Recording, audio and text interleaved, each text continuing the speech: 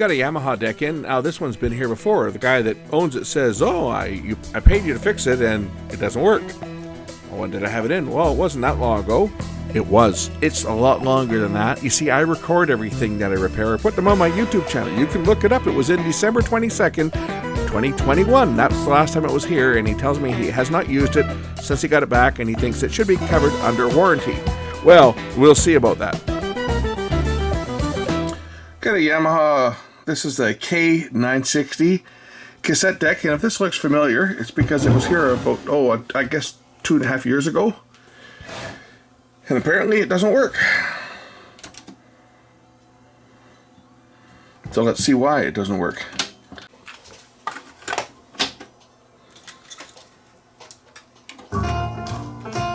Oh, take up spool's not working. Well, this had belts replaced in it before, but again, you know how rubber parts go. Let's just see if I pop this off.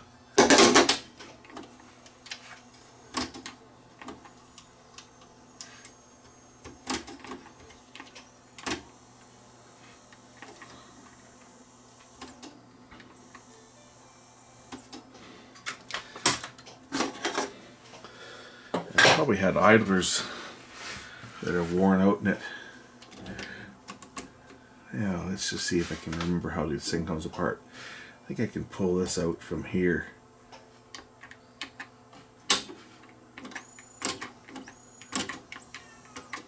Hang on, I gotta go feed the cat. I'm gonna remove the back plate here just to see if it's a belt or an idler that's... I did the belts on this. I think it was the belts I did a couple of years ago. Whoops. Drop that down where I didn't want it to go. I may have to pull the deck out to get behind there.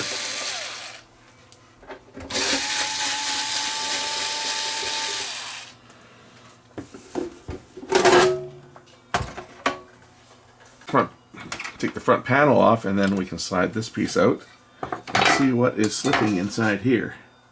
So it's got a direct drive motor with an idler tire, and I bet you the idler is just getting...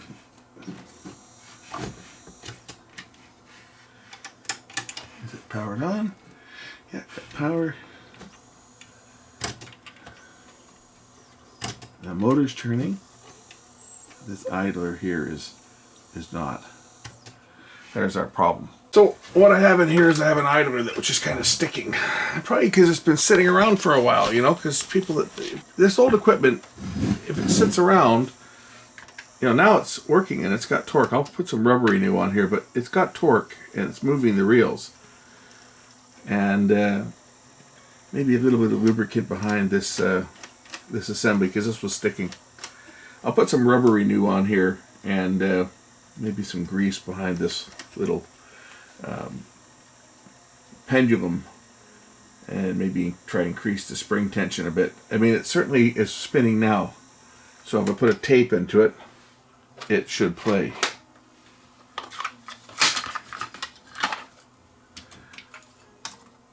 This is what happens with equipment when it sits around, right?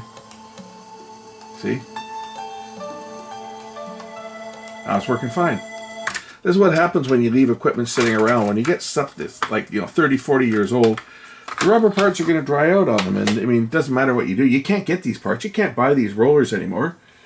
I mean, yeah, might get away with putting an O-ring in there if you can find one that's going to be, you know, the right size that will fit it. But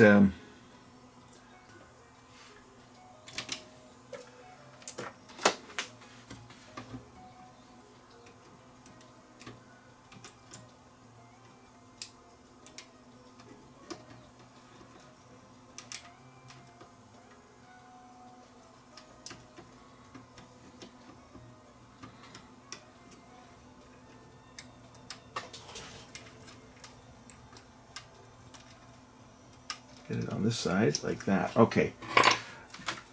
I bent the spring a little bit, I opened it up a bit just to give a little more upward force. Let's just see. Yeah, okay. Now to take that off, If I remove the C-clip, E-clip, whatever you want to call it. Okay, so this is the idler tire here. I mean, it's not cracked or anything. It's a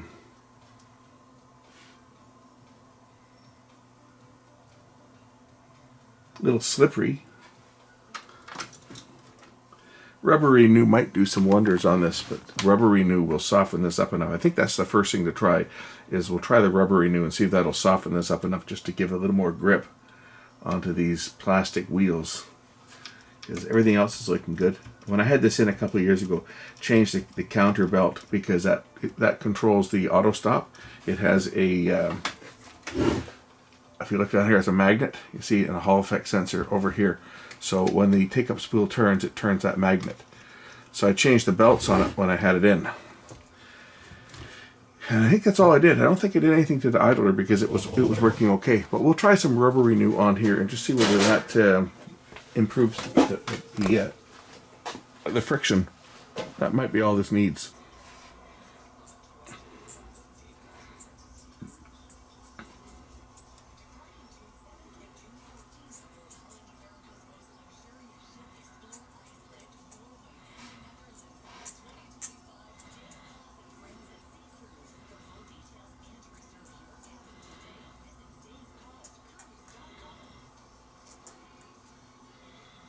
That's what happens, is it should be nice and soft, right? And that's what the Rubber Renew stuff does, the chemicals in there. Xylene and oil of wintergreen. It's supposed to soften up the rubber. Takes the oxidation off of it and softens it up. That's what it's supposed to do anyway. And usually it works.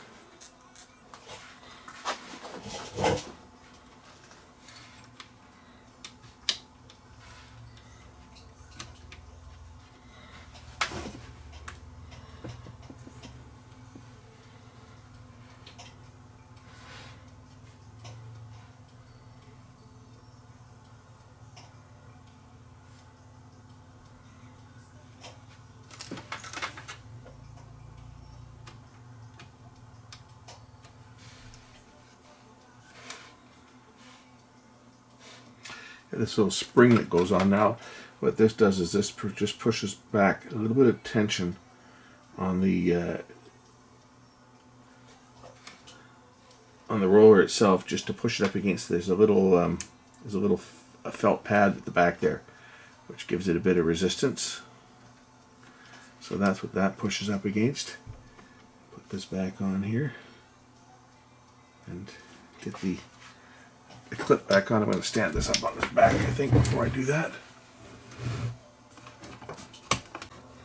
These are times when you can let gravity be your friend. Why fight something that could drop off and fall away, right? Just let gravity hold things in place.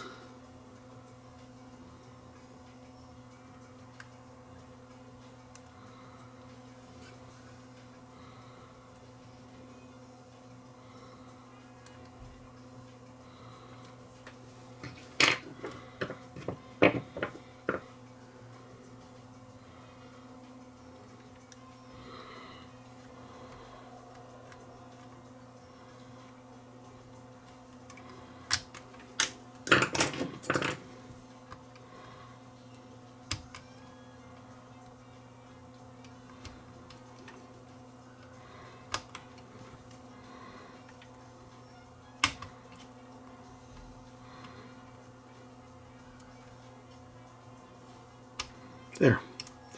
Make sure the clip doesn't fall off. Make sure it's clipped on properly. Alright, we'll try it again and see if I get any better torque out of it now. Okay, let's see how this works now. Lots of torque. Lots of torque. Stop the motor. See? Little Rubber Renew. Little Rubber Renew fixes lots of problems. Let's just try putting in the tape.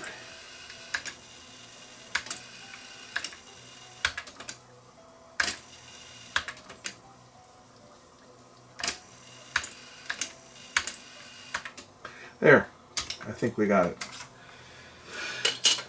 By we, I mean I. But of course, the guy's going to want this done for nothing because he'll say, I paid you 2.5 years ago to put a belt on it, which I did. That's what the excuse was. I had to find a 4-track machine, so I wasn't using this, so I never tried it. I think that's a load myself. That's a good excuse that people use because how the saying go, buyers are liars.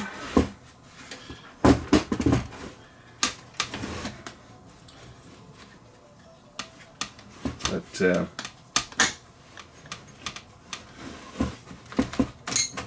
oops, didn't want that to happen.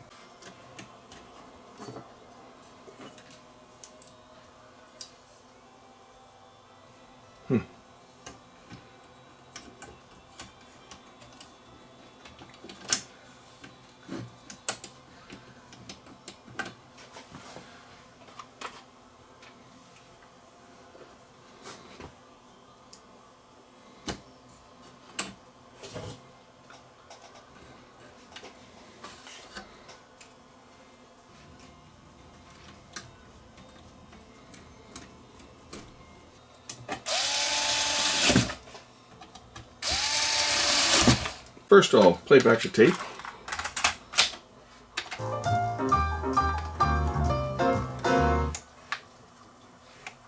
Oh shoot. Yep, you guessed it. The alignment was out. When I put the front back on, the controls weren't in the same position. The record control's fine, or the record level was the playback level. So I don't need to take this all the way up, just off enough that I can just pull it forward enough that I can get that back over its there we go. Okay, now it should be good.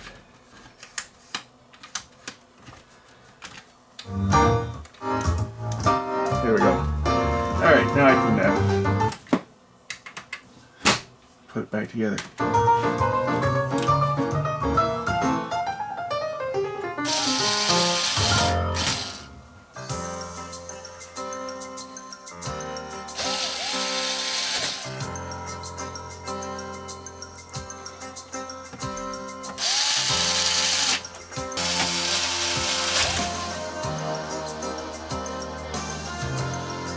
Alright, so it's playing.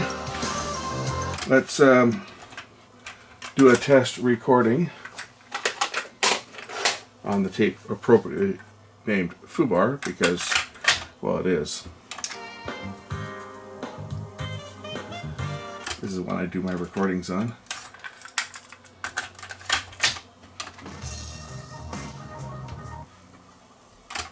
Okay, we'll zero our counter there. We'll set it to record.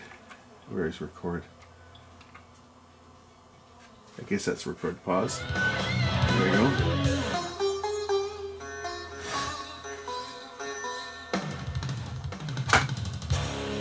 Now, where we got buttons here for something? Let's see here. Dolby, DBX, or through? DBX. Dolby, DBX.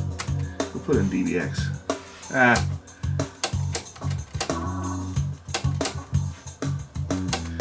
Okay, record. And there we go. Now we're recording.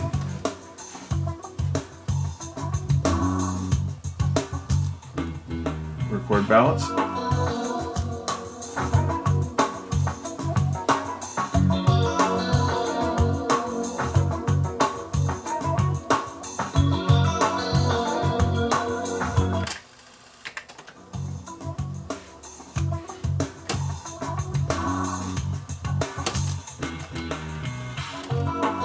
DBX is working.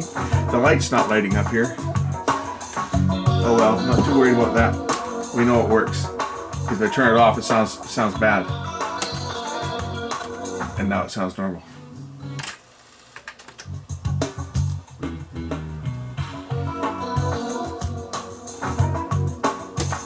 See, without it. With it on.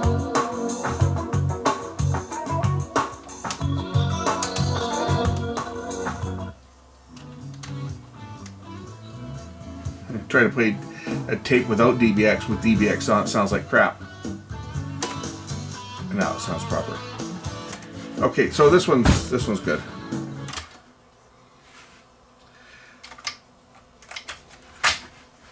course, we'll just check that. Yeah, everything's good. All right, I guess that's it for this one. Nice, simple one. Nice, simple one, considering when I tell the guy it's a different problem and it's going to cost him money, he's going to probably not pay me anything, because that's usually the way people are. Okay, because he'll expect it's going to have a warranty on it forever. But I do have something else from him that I will be getting paid for sure, and that's his little bass amp. I've got his little amplifier for his bass guitar. So we'll be looking at that one next. We'll see what the problem with that one is. Till next time, we'll catch you later.